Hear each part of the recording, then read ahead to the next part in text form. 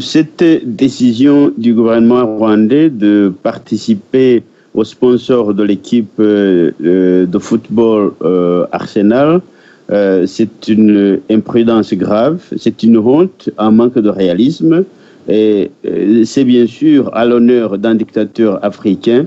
Un dirigeant européen n'oserait jamais poser un geste pareil sans risquer de perdre son électorat. Ce n'est qu'un dictateur africain qui peut décider comme ça d'engager son pays dans une aventure. J'appelle cela une aventure parce que si on prétend que les 30 millions de livres qu'on va investir dans ce sponsor vont générer des revenus pour le peuple rwandais, ça c'est vraiment un manque de réalisme. Tout simplement, je me base sur le fait que le président Kagame est un fanatique aveugle du club de football Arsenal, presque un hooligan. Il l'a démontré plusieurs fois. On l'a vu participer à des matchs de ce club. Alors, Pourquoi dites-vous que c'est être aveugle? Et puis aussi, vous ajoutez le qualificatif de hooligan. Hooligan, on sait que ce sont des fanatiques un peu extrémistes et puis violents. Mais comment expliquez-vous ces deux qualificatifs, aveugle et puis hooligan? Pour un chef d'État, se déplacer du Rwanda donc pour aller assister au match de ce club de football, en utilisant les moyens de l'État, moi je pense tout simplement que c'est de l'aveuglement. Il est aveugle. Et ensuite, le hooliganisme, je le vois du fait que pour un chef d'État qui sort de ses réserves pour qualifier l'entraîneur ou même pour participer dans la campagne contre l'entraîneur de l'équipe d'Arsenal, ça c'est du hooliganisme. Et je pense que même s'il n'était pas président, il irait jusqu'à se bagarrer avec des gens qui soutiennent d'autres équipes de football. Et je pense aussi qu'au Rwanda, si par exemple il y avait des gens qui publiquement qui opposeraient cette décision, disons, si au gouvernement, s'il y a un ministre qui s'oppose ouvertement, il va être chassé. Il pourrait même être même tabassé. Donc, dire que c'est un fanatique aveugle, presque un hooligan, je pense que cela se base sur le fait que le président Kagame ne connaît pas de limite en ce qui concerne son soutien aveugle, justement, au club d'Arsenal. C'est la raison pour laquelle je dis cela. Alors, je disais que engager les frais de l'État dans une aventure aussi rocambolesque, cela c'est de la corruption active, c'est de la concussion, c'est du trafic d'influence et c'est aussi un abus de fonction parce que le Rwanda n'aurait jamais investi dans cette aventure si le président Kagame n'était pas un fanatique du club Arsenal. Et si même si le gouvernement avait pensé que pour promouvoir le secteur touristique, que ce serait intéressant d'investir dans des clubs de football, on aurait pensé plus large et ne pas se limiter seulement à un club qui est dans la polémique, le club d'Arsenal. Parce que, en fait, le football rwandais est en retard. Il y a eu plusieurs cas qui montrent justement que le football rwandais n'a pas de sponsor, que le gouvernement rwandais n'investit pas suffisamment dans le football, dans la promotion du football. Alors, comment se fait-il que le Rwanda investisse dans le football étranger s'il ne peut pas investir dans le football à l'intérieur du pays? Ça, c'est un problème. Et prétendre donc que le secteur touristique qui est essentiellement basé sur trois axes. Il y a la visite des gorilles de montagne dans la région des volcans, à la frontière du Congo, de l'Ouganda et du Rwanda. Il y a aussi la visite de la forêt d'Onyungwe qui se trouve à la frontière et qui est partagée donc avec la République du Burundi. Il y a aussi le parc national de la Kayera qui est à la frontière avec la Tanzanie en fait, ces axes sont très fragiles du moment que la sécurité du pays n'est pas assurée. même si aujourd'hui le Rwanda prétend comment la que... sécurité du pays, vous dites que la sécurité du pays n'est pas assurée, il n'y a pas de guerre, disons à l'heure actuelle, il n'y a pas de guerre. Il n'y a pas de guerre, mais il y a tous les ingrédients qui pourraient provoquer une guerre au Rwanda. Nous avons un dictateur qui est au règne du pouvoir pendant plus de 20 ans et qui vient de bricoler la Constitution nationale pour rester là-bas jusqu'en 2034. Et cela en soi constitue le manque d'alternance au pouvoir constitue un facteur grave qui pourrait provoquer justement une guerre. Les relations du Rwanda avec les voisins sont très mauvaises. Vous avez entendu le propos du président Paul Kagame à ce qui concerne le Burundi, la République démocratique du Congo, même l'Ouganda, et à un certain moment, il a même menacé un chef d'État tanzanien. Donc, oui, l'ancien chef d'État tanzanien. Donc, cela montre que justement, il y a tous les ingrédients pour que au Rwanda, il y ait une instabilité. Et puis, il y a le gouvernement rwandais qui dit qu'il y a des rebelles des FDLR qui se trouvent dans la République démocratique du Congo. Et le Rwanda accuse même son opposition de fomenter des guerres. Et alors, si le gouvernement rwandais, à travers ses autorités, à travers ses médias, si le gouvernement rwandais annonce qu'il y a des risques de guerre, c'est quand même quelque chose qu'on doit prendre au sérieux. Et puis, si le gouvernement rwandais emprisonne les leaders politiques et le gouvernement refuse d'ouvrir l'espace politique à l'intérieur du pays, tout ça, ce sont des facteurs qui montrent quand même que c'est un volcan qui peut exploser à tout moment. Oui, je vous remercie et je reviens vers vous dans quelques instants. Je me dirige vers Joseph Ngarambe. La directrice de l'Office rwandais du développement, en anglais c'est Rwanda Development Board, RDB, Claire Akamanzi, justifie ce sponsor assez colossal, dit que actuellement le Rwanda, à travers le tourisme, il fait un chiffre de 400 millions de dollars et que justement l'objectif d'un tel sponsor, c'est pour vraiment la publicité, pour que le monde puisse découvrir le Rwanda, et qu'il y a un objectif de doubler ce chiffre d'affaires à hauteur de 800 millions de dollars d'ici 2024. Et est-ce que pour vous, à votre avis, Joseph Ngarambe, est-ce que cela pourrait expliquer justement cette démarche à travers ce sponsor à Arsenal? Merci Jean-Claude Mourindahabi. Je commence par douter déjà des statistiques parce que je suis un grand critique de ces statistiques. Ce qu'avance Madame Claire Akamanzi est certainement quelque chose d'exagéré. Le Rwanda ne tire pas autant du tourisme.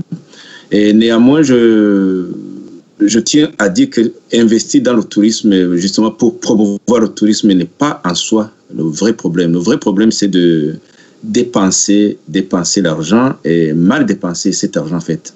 Ce qui s'avère être le cas parce que dépenser dans la publicité un tel montant et surtout dans une équipe de football, ça c'est un problème. Il y a moyen peut-être de bien investir. Et tout investissement n'est pas un investissement louable. Et tel est le cas. L'investissement que vient de faire notre dictateur, parce qu'il s'agit d'un dictateur, est un investissement plutôt qui peut lui attirer plus les foudres des Anglais que la bonne image qu'il souhaiterait avoir en fait en Angleterre. Ici, je fais référence notamment à la presse qui commence à se déchaîner. Et j'ai sous mes yeux un article de Daily Mail qui dit notamment le maillot de la honte, en faisant justement en disant clairement que la Grande-Bretagne qui dépense 62 millions dans les étrangers au Rwanda Et justement, tout ça, le dictateur, ce qu'il a fait, c'est de prendre 30 millions pour venir dépenser ça dans une équipe de football qui est très riche. Exactement, exactement. La moitié, oui, exactement. Et l'article est absolument féroce, mais justifié en fait. Et cette image, justement, qu'on va chercher pour le Rwanda, et ça commence réellement à tourner, à tourner court. C'est ce que je voulais dire. Au Parlement hollandais aussi, je ne sais pas si vous avez vu, Joseph Ngarambe, il y a des députés quand même qui se sont exprimés à ce sujet. Exact. Même cet article aussi fait appel à un député qui aussi s'est indigné justement à ce sujet. Et le MP, le membre du Parlement, Andrew Bridgen, lui aussi, on le cite parmi les gens qui ont été indignés.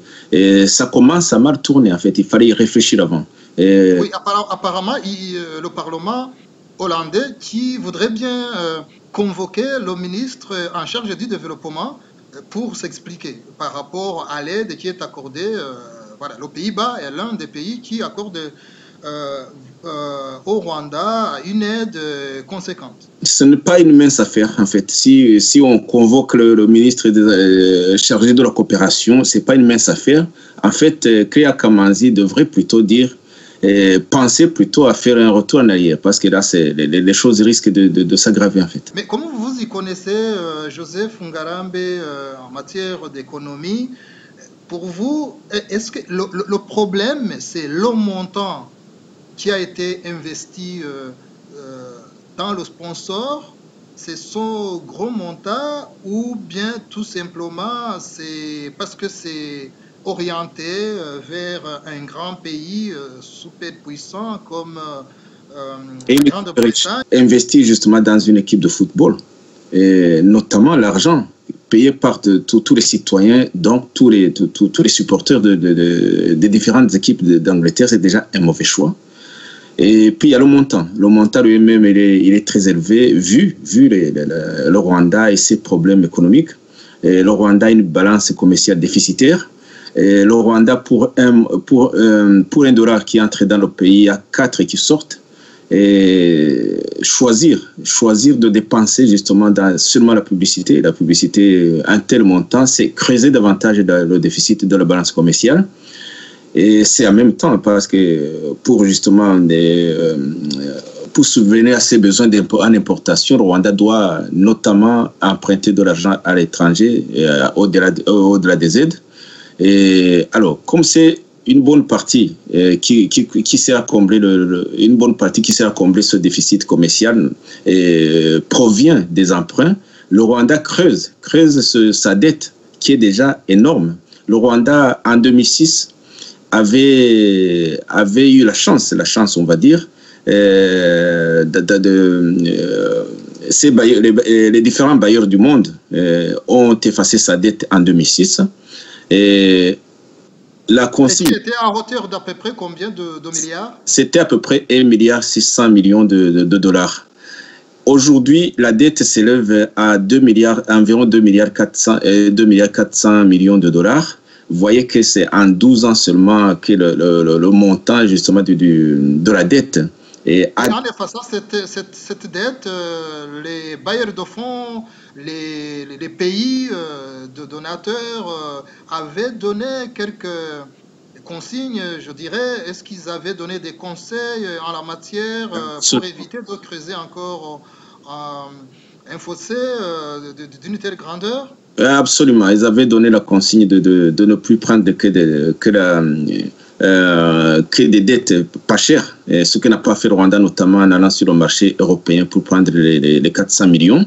Et d'ailleurs, Kagame s'était vanté que comme cet emprunt avait marché et qu'il allait prendre 1 milliard, ce que le Fonds monétaire international a dû lui refuser. Et maintenant, prendre le peu qu'on a en provenance des aides pour aller le dépenser dans une équipe de football. Joseph Ngarambe, excusez-moi de vous couper la parole. Avant que je ne revienne à Sixibert Moussa Ngamfura, oui, voilà, vous maîtrisez vraiment l'économie. Moi, je voudrais savoir quand vous regardez ce chiffre qui est avancé pour sponsoriser un grand club comme Arsenal, pour vous, donc, vous pensez que ce n'est pas une priorité, quand bien même on explique qu'il y aura des retombées économiques en faveur du Rwanda et des Rwandais. Pour vous, quelles seraient les priorités actuellement quand vous regardez la vie au quotidien, comment vit le Rwandais à la campagne, ses besoins, ses difficultés. Pour vous, vous pensez que ce montant aurait pu être investi à d'autres priorités? Quel est votre regard?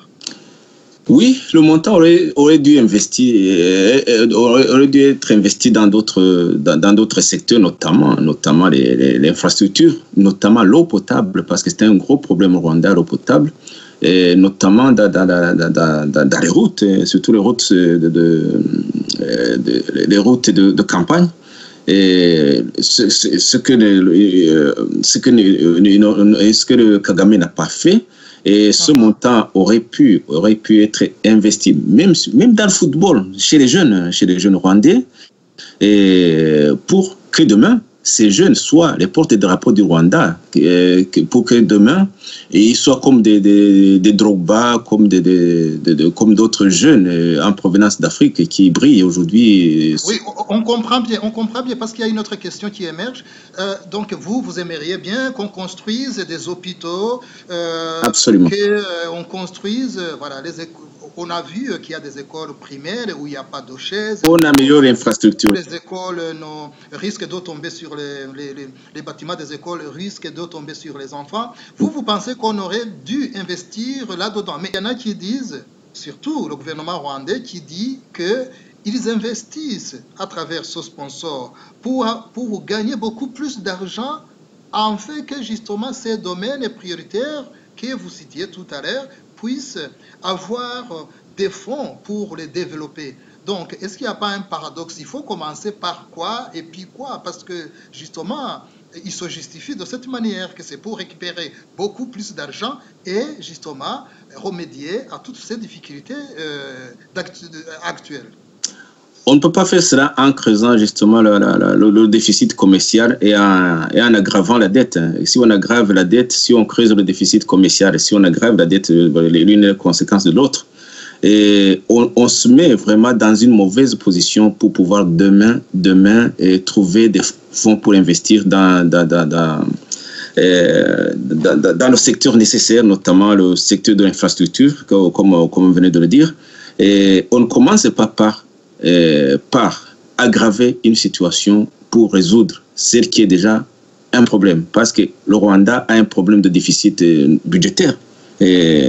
Et pas seulement commercial, le déficit budgétaire qui est énorme. Et c'est la paralysie aujourd'hui parce que comme l'État n'arrive plus à bien payer les services qu'il demande aux entrepreneurs, voyez souvent, il y a beaucoup de projets qui sont à l'abandon. Il y a un problème budgétaire grave. Et dans une situation de problème budgétaire grave, vous n'allez pas l'aggraver justement en allant investir dans des choses absolument hypothétiques. Parce que cet investissement, justement, pour attirer les Anglais et d'autres sympathisants d'Arsenal, c'est vraiment du fonds perdu. Et surtout, ça commence plutôt à tourner au vinaigre, vu que la presse britannique se déchaîne. Et ce qu'on va chercher normalement dans un tel investissement, c'est pour qu'il y ait une bonne image, pour qu'on loue le Rwanda, justement, en raison de cet investissement. Et peu de jours après, c'est tout le contraire. Donc, c'est raté et c'est de l'argent perdu, en fait. D'accord. Merci, Joseph Ngarambe. Je reviendrai vers vous à la fin. Sixiberi Musangamfura, est-ce que cette affaire est un scandale d'État ou ceux qui le pensent ainsi exagèrent, dramatisent? Je pense sans détour que c'est vraiment un scandale d'État. Parce que l'objectif affiché, c'était d'améliorer l'image du pays pour que le pays soit visité par des touristes. Or, ce que mon confrère vient d'expliquer ici, montre justement que l'image est déjà ternie. Parce que si les médias occidentaux se déchaînent, ça montre déjà que le côté image s'est raté. D'autre part, au niveau des rendements, du retour d'investissement, en disant que, par exemple, comme Claire Akamanzi, qui prétend que ce qu'on a investi va nous revenir, et avec beaucoup de revenus justement, avec un grand rendement, ça c'est vraiment du n'importe quoi, parce que si déjà des pays qui soutiennent le Rwanda financièrement, des bailleurs de fonds, si certains bailleurs de fonds se posent déjà des questions à partir de ce problème-là, à partir de ce scandale, ça montre déjà que ça tourne au vinaigre, comme l'a bien dit M. Joseph Ngarambe. Les Pays-Bas, la Suisse, je pense aussi que la Suède va entrer bientôt dans la musique. Il y aura d'autres pays, même la Grande-Bretagne, on a trouvé qu'il y a des membres du Parlement qui commencent à poser des questions, à leur gouvernement. Et je pense que le résultat pourrait être que certains pays suspendent les aides qui étaient prévues pendant les 3 années que le Rwanda va rester dans cette aventure avec Arsenal. Alors, si ça se passe ainsi, ça veut dire que déjà, au niveau des rendements, au niveau de ce que le pays va gagner, c'est déjà raté, c'est perdu au départ. Moi, je pense que ce serait vraiment sage si, par exemple, si le gouvernement rwandais pouvait revenir à la raison et dénoncer son contrat, et annuler le contrat, ou à défaut alors, et c'est la raison pour laquelle nous avons essayé de soutenir une pétition qui est en ligne. Oui, justement, Sixbel Moussanga, oui. Est-ce que vous pensez que ce soit possible que et Arsenal et les autorités rwandaises puissent revenir sur cet accord qui a été certainement signé?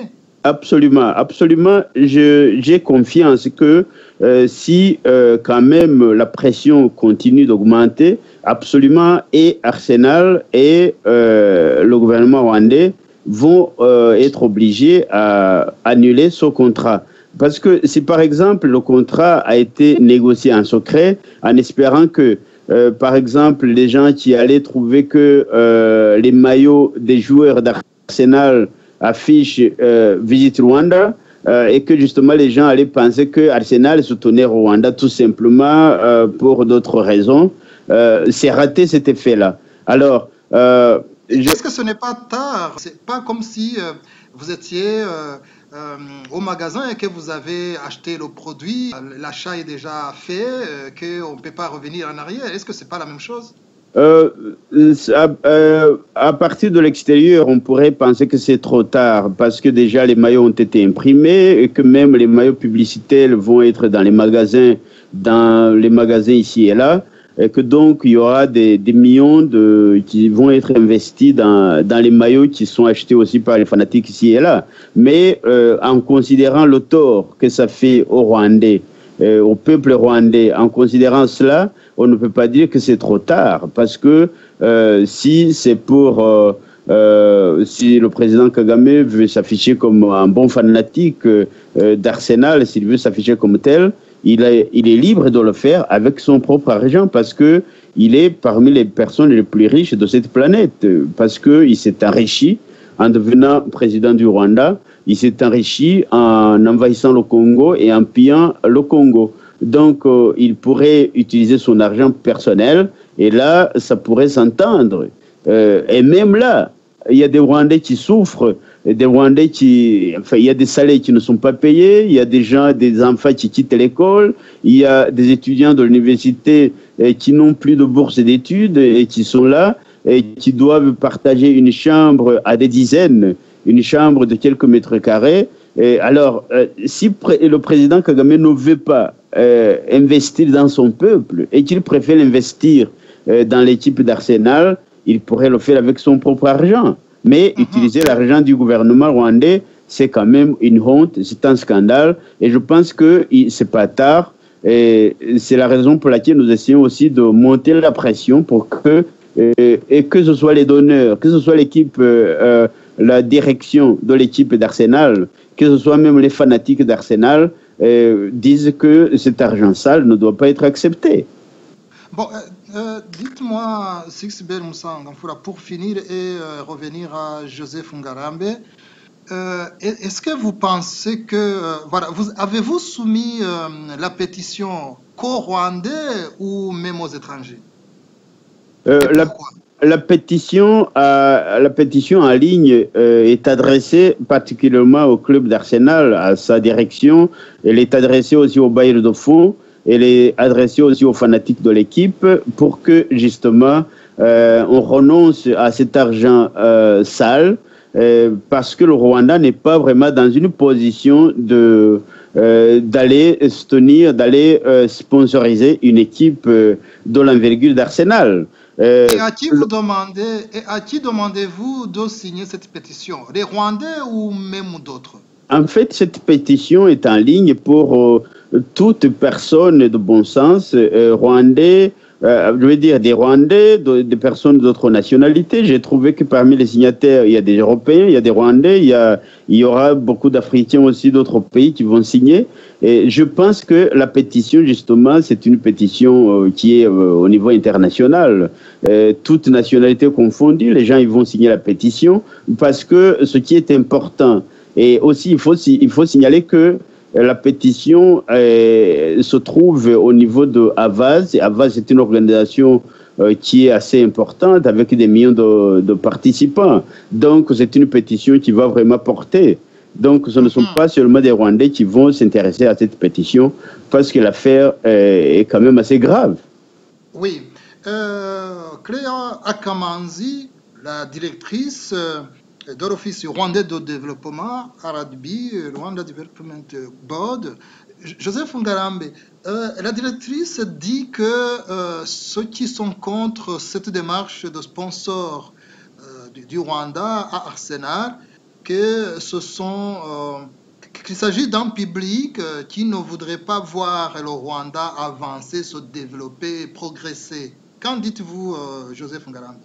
Écoutez, c'est une remarque vraiment péremptoire parce que nous aimons bien, nous aimons notre pays, nous soucions du bien-être de la population rwandaise. Elle ne peut pas prétendre qu'elle est la seule à savoir ce qui est bon pour notre pays. Et nous avons le droit de nous exprimer. Et tel n'est pas le cas, malheureusement, pour les gens qui se trouvent au Rwanda. Et sinon, s'ils pouvaient s'exprimer, je pense qu'ils seraient très nombreux à nous rejoindre dans notre protestation. Et à part ça, le choix qui a été fait pour investir, je commence par notamment l'image même du club d'Arsenal, parce que le club d'Arsenal, ce n'est pas seulement pour encaisser l'argent, c'est pour aussi que c'est pour ne pas, c'est pour essayer aussi d'avoir une bonne image. Et si le tollé qui a été soulevé continue à ce rythme, je pense que le club d'Arsenal, lui aussi, va se rétracter. Parce que dans une telle situation, généralement, le contrat prévoit toujours un délai de rétractation. Cela signifie que où le Rwanda peut retirer justement sa demande, et où Arsenal aussi peut le faire. Les deux. Ils ont déjà signé. Même après signature, je pense qu'il y a toujours moyen de commun accord, de trouver une solution de sortie. Et parce que je pense que Arsenal... Est-ce que d'après vous, excusez-moi de vous couper la parole, Joseph Ngarambe, est-ce que d'après vous, c'est un contrat, donc c'est un contrat qui a été signé, ça c'est clair, est-ce que c'est un contrat qui peut être frappé de nullité pour X raison, ou ce que vous êtes en train de faire, c'est juste pour tenter... de faire changer l'opinion? Est-ce que le contrat peut être vraiment annulé? Je ne connais pas toutes les clauses de ce contrat, mais à mon avis... Ça a été signé sur 3 ans. Et même quand on signe sur 3 ans, au bout d'un certain temps, il y a toujours ce qu'on appelle un délai de rétractation qui est prévu. Ça peut être 15 jours, ça peut être un mois. Pour un tel contrat, d'ailleurs, ça devrait être un peu plus. Où les deux parties peuvent toujours dire on s'est trompé, on annule. Il y a toujours ça qui est toujours prévu. Et il y a aussi des clauses d'indemnisation. Et si l'une des deux parties se sent lésée, il peut toujours y avoir une dépense supplémentaire, peut-être pour l'autre partie qui ne veut plus du contrat. Et tout cela est possible, mais je pense qu'en termes d'image, Arsenal certainement va avoir beaucoup d'explications à donner aux contribuables anglais et Kagame aussi. Et les deux choses réunies, je pense que les deux parties pourraient peut-être reculer. On espère du moins. En tout cas, merci Joseph Ngarambe. Je finis par Sixbert Moussa Ngamfura.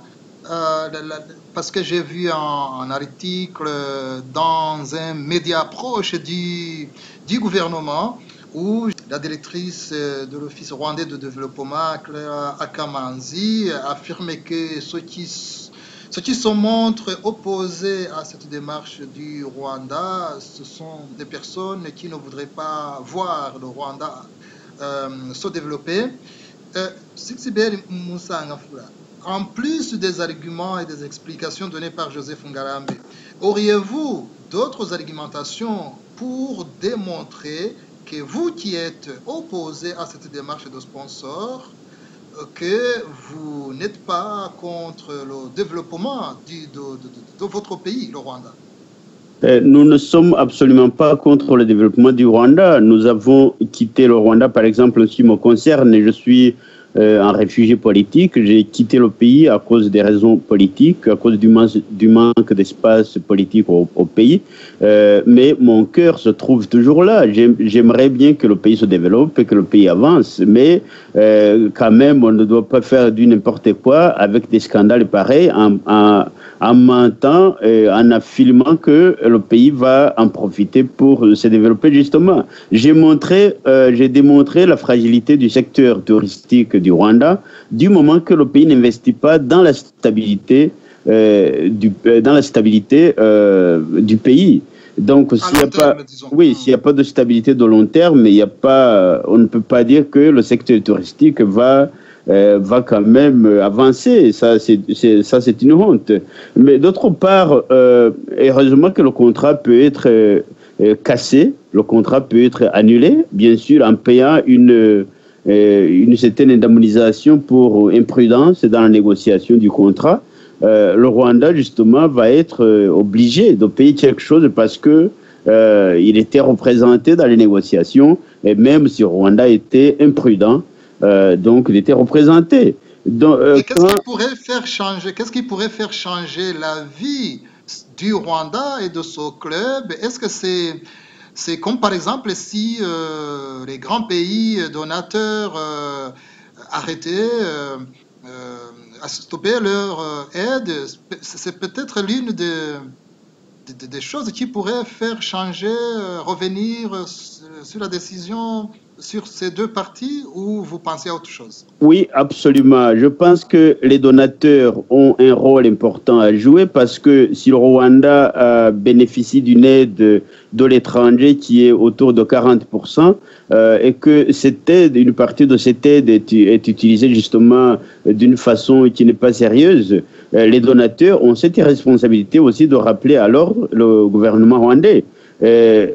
En menaçant de fermer le robinet, je pense que, et cela a fonctionné lorsque Rwanda, par exemple, soutenait les rebelles du M23 au Congo. Je me souviens que quand les donateurs ont menacé de fermer le robinet, le Rwanda a reculé. Donc cela peut fonctionner absolument. Mais d'autre part, le club Arsenal investit aussi dans l'opinion. C'est un club qui investit aussi dans son image. Si ça se fait que l'image du club est ternée, ça va être donc l'image va être salie. Je pense que le club aussi va penser à deux fois avant de prendre une décision en ce qui concerne la continuité d'un contrat aussi scandaleux.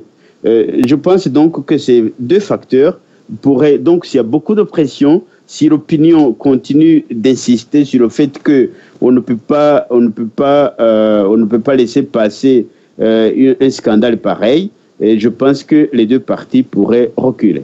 Je vous remercie, Sixbert Moussa Ngamfura. Nous étions en ligne avec vous.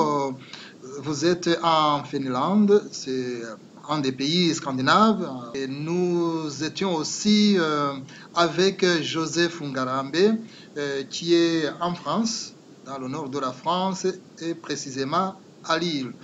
Tous les deux, vous êtes parmi les leaders du parti Ishakwe. Je vous remercie et je vous souhaite de passer une bonne semaine. Merci à vous, Jean-Claude Mourizami. C'est moi qui vous remercie. Merci beaucoup. Je remercie aussi nos auditeurs et je vous souhaite le meilleur et à bientôt. Au revoir.